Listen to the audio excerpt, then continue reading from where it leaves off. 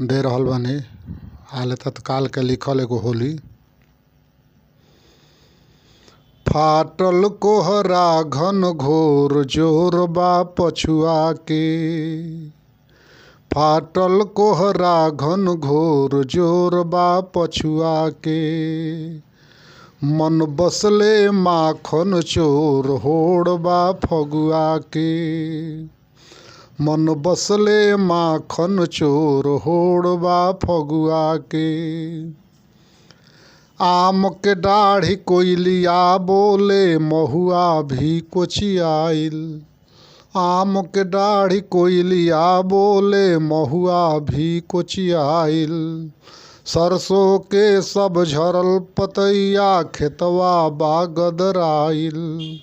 सरसों के जब झरल पतैया खेतवा बा गदराइल। तीसी फीसी फूल के कहली हो। तीसी फीसी फूल के कहली जाए दंत निपोर सोर बा सुगवा के।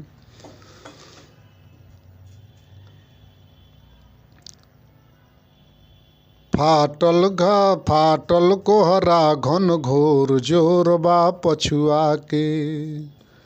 मन बसले माखन चोर सोर बा फगुआ के। दिनवा के दुर्दिन ओरियाइल रतिया सिमटल जाले हो। दिनवा के दुर्दिन ओरियाइल रतिया सिमटल जाले। जैसे कौनो नई बहुरिया घुंघटा काढ़ी लुकाले। जैसे कौनो नई बहुरिया घुंघटा काढ़ी लुकाले। भाग्य भिलेता करवट जागी। भाग्य भिलेता करवट जागी भइल बसंती भोर। अरे भइल बसंती भोर छोड़ के बबुआ के। मन बसले माखन चोर होड़ बा फगुआ के। मन बसले माखन चोर होड़ बा फगुआ के। फाटल कोहरा घन घोर जोर बा पछुआ के। मस्त फगुनवा आइल गावत बाजत बा झपताला। मस्त मगुनवा आइल गावत बाजत बा झपताला। हर्ष विषाद भुला के लोगवा सबके मिलत गाला। हर्ष विषाद भुला के लोगवा सबसे मिलत गाला। अबिरा उड़त आकाशे खासे। अबिरा उड़त आकाशे खासे लाल भइल चहुओर खोर के लफुआ से। मन बसले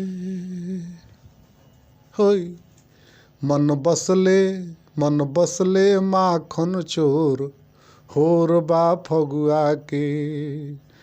फाटल कोहरा घन घोर होड़ बा फगुआ के। फाटल कोहरा घन घोर जोर बा पछुआ के। मन बसले नंद किशोर सोर बा फगुआ के। धन्यवाद। शुभ रात्रि। लिखले बानी जैसे तैसे गावत नहीं गावनिहार ना हई। बकीर हल्का बाई प्राकृत में हमरा तो हम गा देते नहीं। रवा सभे के आगा परोस देते नहीं। तीसी फीसी तीसी फीसी फूल के कहली। फीसी हमने कहला मीर दोष फीसी।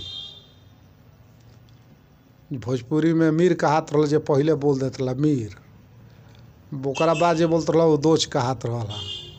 आ फीसी कहात रह कह देते रहला मीरे दोष की फीसी बाड़े यानी कि पाछा बाड़े। सबसे पाछा फुलाए वाला चीज़ बड़ुए हमनी के रबी फसल में तो तीसी पाछे फूला ले। अब सबसे पाछे कटा ले। आ बाग बगीचा में महुआ पाछे कोचियाला फूलाला। आ सोर बा सुगवा के यानी कि सुगा यही घड़ी बाचा देवेला।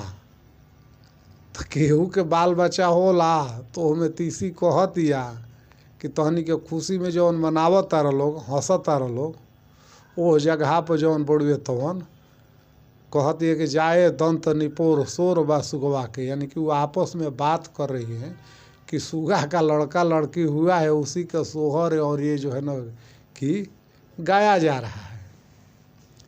तो एहिजा ए वो भाव के लेके हम लिखले बनी कि सोर बा सुगवा के, सोर सोहर।